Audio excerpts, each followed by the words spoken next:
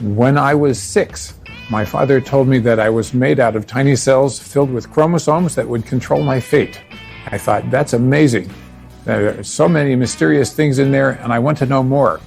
I read about Galileo and Darwin, and I became a scientist.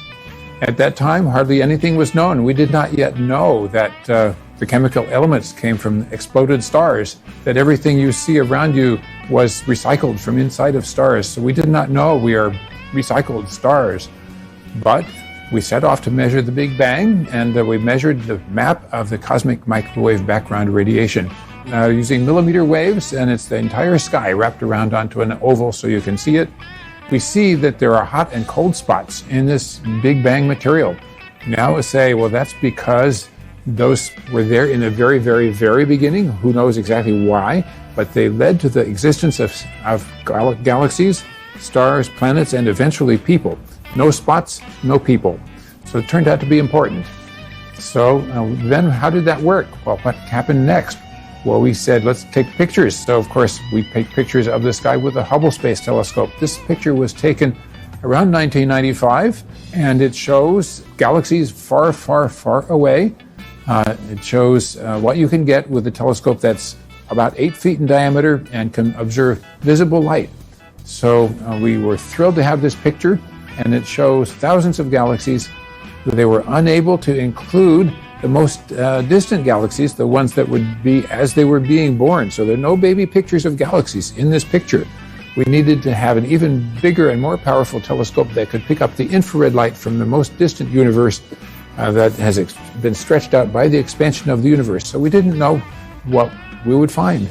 So astronomers wrote a book and they said, please build us an even more powerful telescope, and we did. This is the James Webb Space Telescope. You see a gigantic mirror. It's hexagonal. It's coated with gold, so it reflects infrared light. It is 21 feet across. It is protected by a 5-layer metallized plastic sunshade as large as a tennis court. This telescope is so large that it could not fit into the rocket without being folded up like origami. It's an incredible engineering accomplishment to be able to even conceive and build this telescope. So we built it, and then we launched it, and went up into space from French Guiana on Christmas morning, 2021. It was a perfect launch. The Arianespace company sent it straight to where we needed to go, so we think we can have 20 years of operational scientific observations with this great new telescope. And it took only 2 minutes to go through the tropical clouds up towards the vacuum of outer space. Now I want to show you how it unfolded in outer space. This origami telescope, first we unfolded the solar panels, then we unfold the transmitter antenna so we can talk back and forth. Then we unfold the panels that hold the great sunshade in place. This takes actually 2 weeks in real life. You see it compressed here so we can show it to you.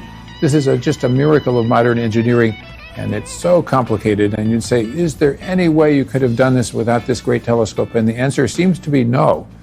You need a big telescope. It needs to be in outer space. It needs to be cold so it doesn't glow and emit its own infrared. And there it is, being very carefully unrolled, all by commands from here. So how could you possibly make such a complicated thing work? Well, number one, practice, practice, practice, rehearse and test. Fix it when it's not quite right. And then, of course, have 2 of everything if you possibly can. And third, have arguments with all of your friends to say, is this really right? Can you think of anything that's a mistake that we might be making that we should fix before we launch it? So the last step is finally to unfold the telescope itself. And there it is in outer space, not quite ready to use because it's still warm and has not yet been focused. So we had to wait for several weeks for it to start to cool down to a low enough temperature that we could do the next steps. We sent it to a place called Lagrange Point 2, about 1 million miles farther out from the sun than we are. This is a place that moves around the sun with us every year, so the telescope does not get any farther away.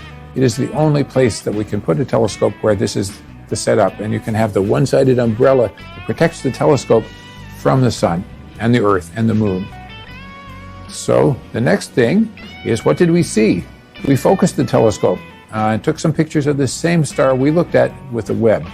So the fuzzy picture is the Spitzer Space Telescope, launched in 2003. The sharp picture is the new Webb telescope. We are so thrilled that it worked.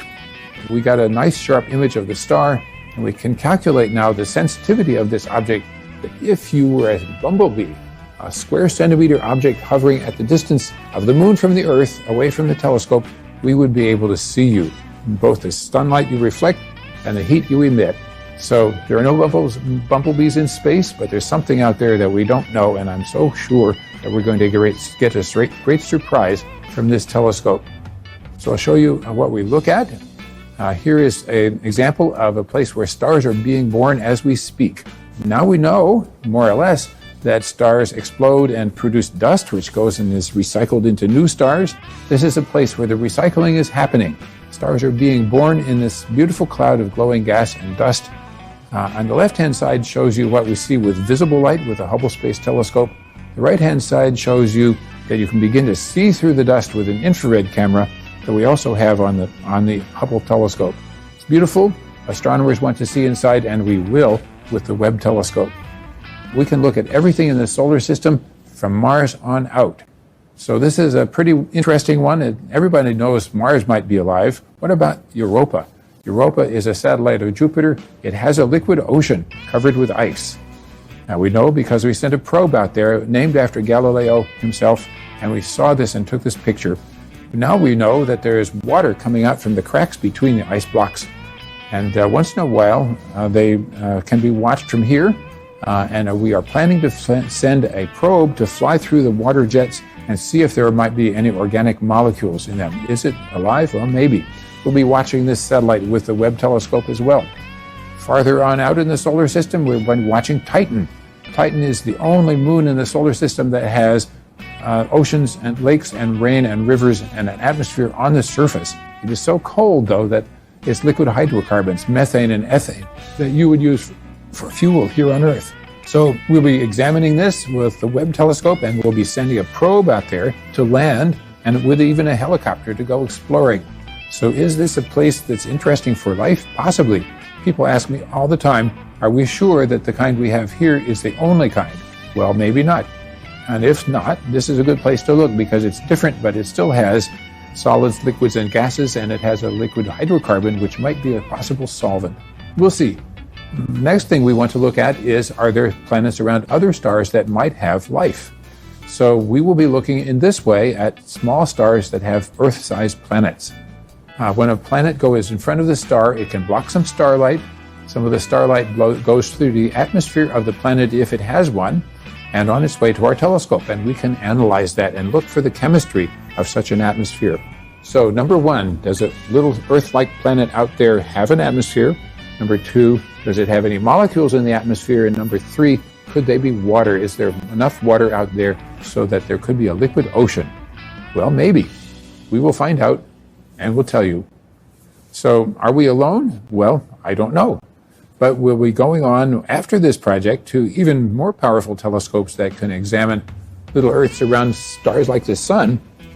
And then we'll be able to say, really, are they like home? And maybe yes. We will be telling you all about what we find out, beginning with our first scientific observations this summer. So please stay tuned. Astronomers travel with the speed of light and the speed of imagination.